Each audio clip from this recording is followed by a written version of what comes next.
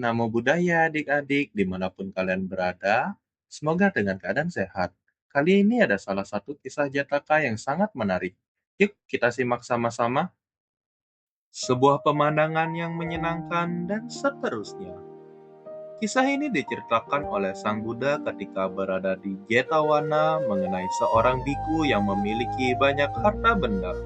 Di Jetavana, Sang Buddha menerima laporan tentang seorang biku yang menyimpan banyak benda duniawi. Saat ditanya, biku itu justru marah, melepas jubahnya dan berteriak bahwa ia akan kembali ke kehidupan duniawi. Ia berdiri telanjang di depan sang guru dan para siswa lainnya. Perilaku yang sangat memalukan. Biku itu pun meninggalkan kehidupan suci dan kembali menjadi perumah tangga yang hina. Di Balai Kebenaran, para biku membicarakan peristiwa memalukan ini. Sang Buddha mendengar percakapan mereka lalu bersabda, "Ini bukan pertama kalinya ia kehilangan sesuatu yang berharga karena tidak tahu malu. Di kehidupan lampau, ia juga kehilangan calon istri yang indah karena perbuatan yang tidak sopan."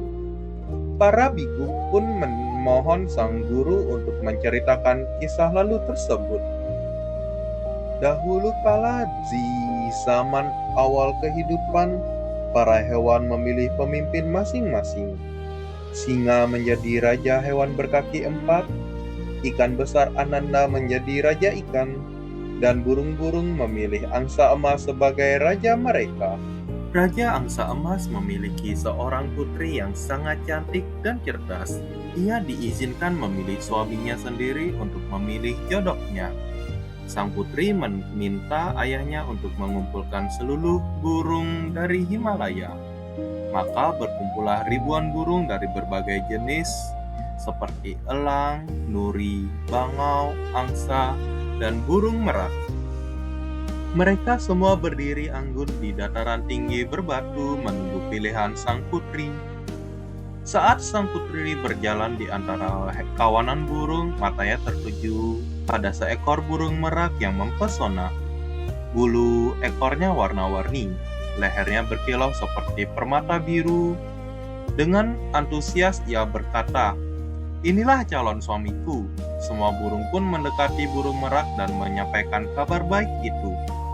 Mendengar dirinya terpilih, burung merak sangat gembira. Dengan penuh semangat, ia ingin memamerkan kehebatannya.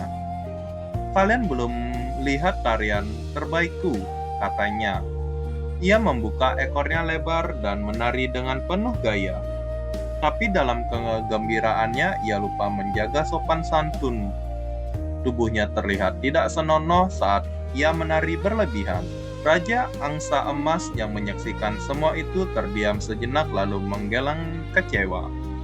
Burung ini memang tampan, tapi tidak punya rasa malu. Ia tak pantas menjadi suami putriku. Dengan suara lantang di hadapan semua burung, raja pun bersyair. "Penampilanmu elok, bulumu indah, lehermu bersinar seperti batu permata. Namun, tarianmu yang sombong justru membuatmu terhina, anakku."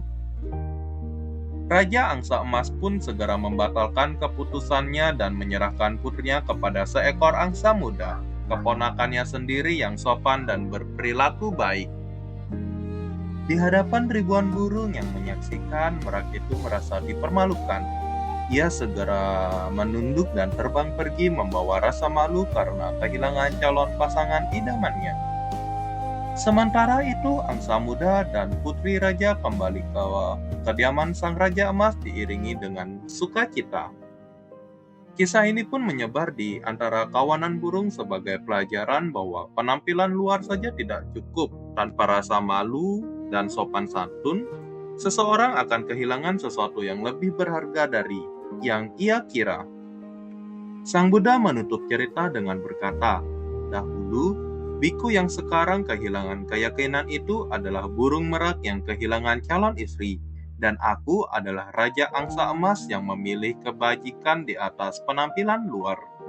Para biku pun menyadari bahwa rasa malu dan kesopanan adalah harta yang lebih penting dari benda atau kepribadian pribadi. Setelah mendengarkan cerita tadi, apakah adik-adik tahu pesan moralnya apa? Jika tidak, Koko akan menjelaskan. Pesan moralnya adalah kita harus memiliki iri dan otapa.